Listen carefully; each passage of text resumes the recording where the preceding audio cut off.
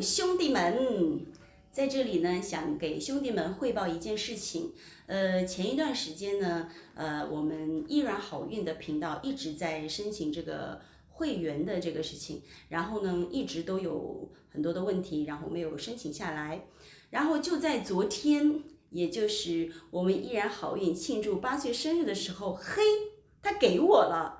可以让我申请这个会员，我想这也许是我这个依然好运8岁生日最好的礼物了。当然了，我想跟兄弟们讲的就是这个加我会员的这件事情呢，完全是自由的啊，喜欢就加，不喜欢就不要加，一点都不影响我们兄弟之间的感情，好不好？这个纯属就是好玩的，好吗？好了，那么我们今天晚上呢又继续麻将直播，我會在依然好運娛樂室等你哦。Hello， 大家好，我哋今晚又繼續麻雀直播，我會喺依然好運娛樂室等你，不見不散。